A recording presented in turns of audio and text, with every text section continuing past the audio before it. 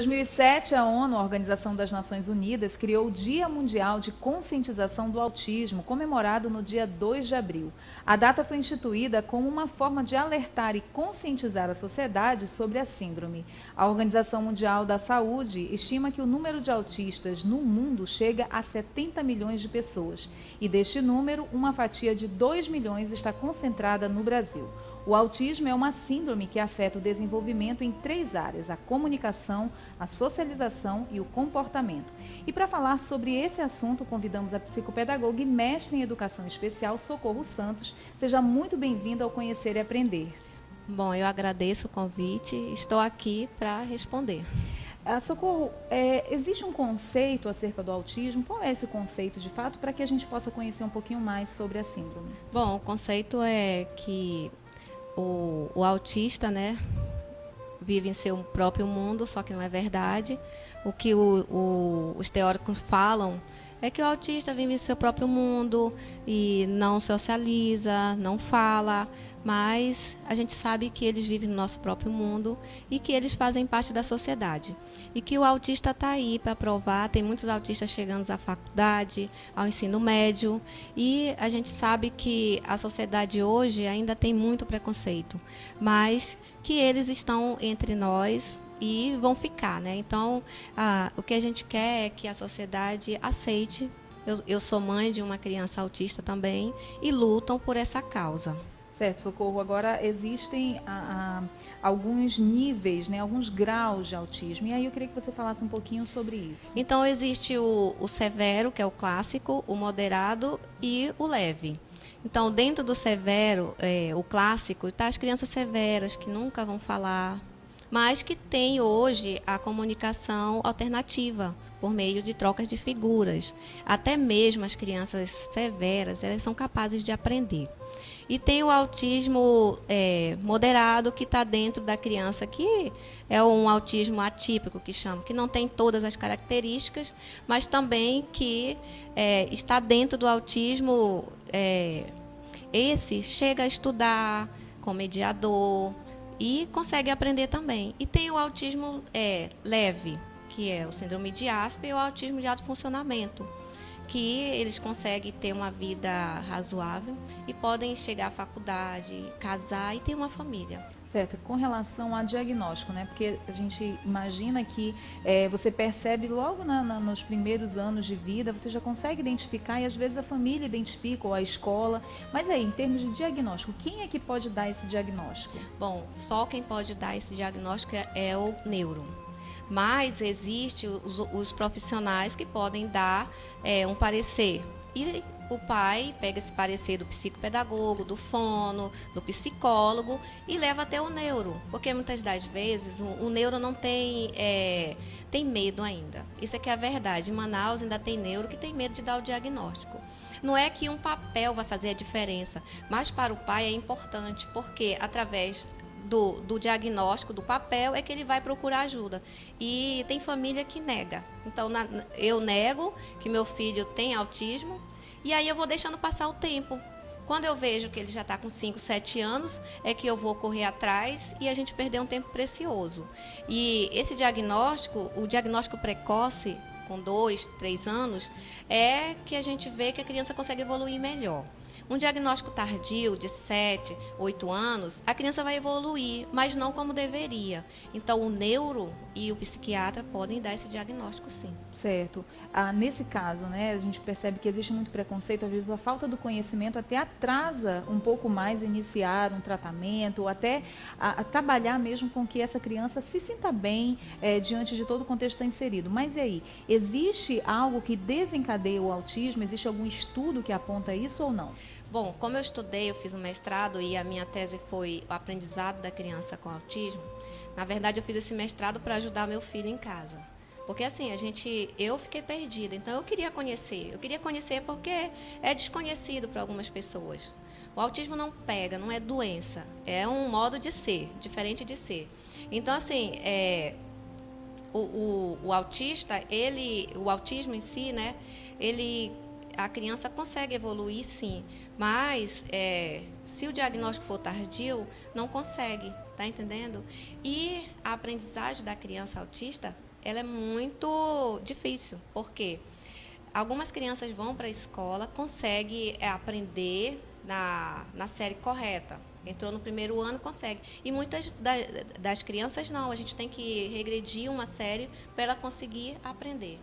Certo, mas a gente fala muito de inclusão, né? E nesse aspecto que você tocou, bem importante a questão da escola, né? A criança vai e tudo mais. E aí, a escola, ela está preparada para receber um aluno autista? Bom, falando sinceramente, assim, aqui em Manaus e em outros estados também, não, a escola não está. Porque a faculdade ela não prepara o professor, o pedagogo, para a educação especial. Então, o que a gente percebe hoje? É que os autistas estão aí, não só os autistas, mas as crianças especiais estão aí, a lei está aí para ser cumprida, né? Primeiro de janeiro foi a lei veio para ser cumprida nas escolas. Então, assim, as escolas têm que se preparar para receber essas crianças. Os professores têm que se preparar, os diretores têm que se preparar para receber essas crianças. Certo, e aí uma resposta bem direta. Assim, o autismo, ele é mais comum em meninos ou em meninas? Existe essa caracterização ou não? Existe. O autismo acomete mais meninos do que meninas. E existe algum tipo de explicação científica para isso ou não? Não, ainda não. Existem teorias, né? Que a menina, ela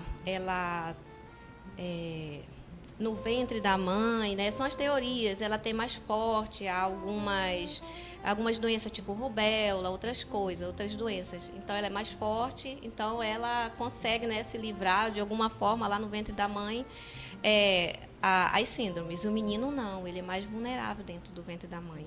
Isso são as explicações que os teóricos falam, mas não tem nada cientificamente comprovado que isso é verdade. Como é que é o desenvolvimento cognitivo do aluno autista? Bem complexo. É bem complexo. Eu trabalho com eles diariamente e trabalho em escola também e é bem complexo, mas não é desesperador dizer assim, meu aluno autista não vai conseguir. Consegue. E às vezes consegue ter um QI acima do normal. Os que têm o QI abaixo é aquela questão que eu estava falando. Ele está sempre uma série a menos. Né?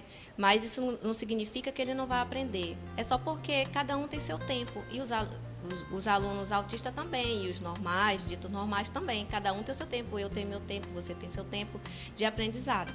E tem os Asper e os superdotados que entram também nisso. Então, eles aprendem mais rápido. E a demanda do professor tem que ser mais. Ou você diminui a demanda do conteúdo ou você aumenta. Por isso que eu te falo, é bem complexo e as escolas têm que estar preparadas para esses alunos. Porque se não estiver preparada, como diz, o aluno vai perder tempo dentro da escola. E esse tempo é precioso para as mães que estão me ouvindo sabem disso. Exatamente. E quanto mais cedo se faz o diagnóstico, melhor para a criança, né? Com certeza. O diagnóstico precoce ainda é, né, o caminho certo para essa criança com autismo evoluir. Perfeito. Agora, existe uma questão que envolve, a criança autista está envolvida com vários personagens. Mas os principais e talvez os mais afetados são os pais, a família como um todo, né? Como é que é essa relação do autista com a família? Ele tem apego maior a um personagem da família ou não? Ele consegue estar bem quando está em família e distante da família tem maior dificuldade? Como é isso? Bom, cada autista é único. Então, não existe um autista, todo autista vai agir de maneira igual. Cada um é único. Então, o que serve para um não vai servir para outro. E dentro da família, o autista, ao contrário do que todo mundo pensa, eles são, sim, amorosos. Mesmo os mais severos, eles têm amor pela família. Só que eles não sabem dizer. Mamãe, eu te amo. Papai, eu te amo. Como é que eu vou falar para minha família que eu amo se eu não sei falar? Se eu não sei agir favorável à família. Então, no meu ponto de vista, do que eu estudei, todos eles são amorosos e têm amor pela família. E eles não escolhem um personagem só da família. Eles gostam de todos, de uma maneira diferente, né? De gostar. Posso estar de costa para ti e querendo estar junto, só que eu não sei fazer isso. Enquanto está em família, talvez até se sinta mais protegido, mas a criança ela não vai viver somente no seio familiar, ele vai precisar conviver com várias áreas da sociedade. E aí, quais são as principais dificuldades encontradas quando ele passa a viver em sociedade? Bom, por isso que diz o autismo tardio, mas na verdade às vezes a criança já tem autismo e está em casa. Quando ele sai da zona de conforto dele, que é a casa dele, e vai para a escola, aí lá começa a apresentar os sintomas do autismo. Aí diz assim, quem descobriu foi a professora. Não, é que ele saiu da zona de conforto da casa dele, que todo mundo pensava que ele era só um pouco diferente, ou então, ele não fala porque o meu primo não falava também, mas não. Quando chega na escola, que ele é exposto à sala de aula, ao barulho, e uma rotina que ele tem que seguir, principalmente a rotina do não, senta aqui, levanta, aí a criança apresenta essas dificuldades. E a maior dificuldade mesmo que eu vejo das famílias hoje é sair com essa criança para o shopping, para as festinhas de aniversário, e os olhares, né? Os olhares de dizer assim, olha, essa mãe aí, ela não soube criar o filho, eu ouvi muito isso. Dá uma pomada nele, porque é mal criado. Só que não, eles não conseguem, eles têm problemas sensoriais, de luz, de som, de barulho, de muita gente, então é muito para eles. Alguns não conseguem se comportar no shopping, porque a luz é muito forte. O som, o barulho, eles não conseguem. E aí, o que tem que fazer? A família tem que buscar ajuda terapêutica. E trabalhando isso e não deixando a criança em casa, é claro, né? Porque tem família que diz assim, eu vou deixar em casa até ele melhorar. Não vai melhorar, vai só piorar. Tem que tirar a criança de casa, levar no shopping, levar nas festinhas. Eu fiz muito isso e isso ajudou muito meu filho. Agora, existe uma questão. Todo discurso, toda discussão está centrada muito no personagem central, o autista.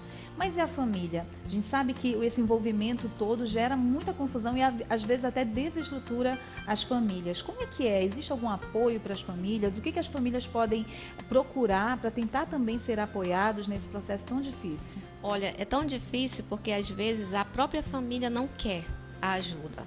Eu sei porque eu trabalho na ONG, lá a gente recebe muitas mães e a gente oferece, olha, tem a psicóloga, mas eu não quero ir com a psicóloga. Porque elas se sentem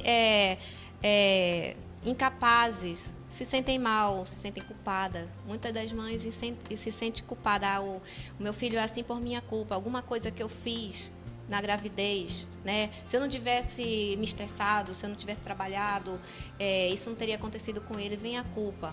Mas quando a família começa a enfrentar que eu digo, a perca do filho tão esperado, tão sonhado, e dizer assim, poxa, eu estou com essa criança agora e eu tenho que lutar por ela. Aí eu vejo que a família começa a andar. E a mãe mesmo chega a procurar socorro. Eu queria ir com um psicólogo. Mas não é fácil. Não é fácil para uma mãe de uma criança que acabou de descobrir o autismo aceitar. Tem todo um luto aí, todo um luto de uma família, todo um luto. Para vocês terem ideia, é tão difícil que na minha família mesmo tem gente que diz assim, não, ele não é. E eu sabendo que o menino é.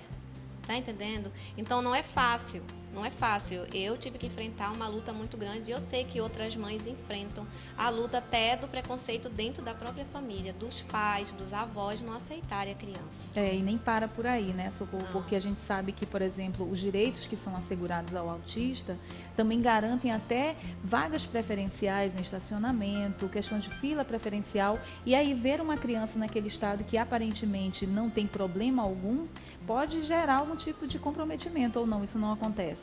Acontece muito, muito mesmo. Principalmente, aconteceu comigo, eu estacionei o carro e aí a senhora veio de lá, eu já saí puxando o menino, porque assim, se tu olhar para o meu filho, né,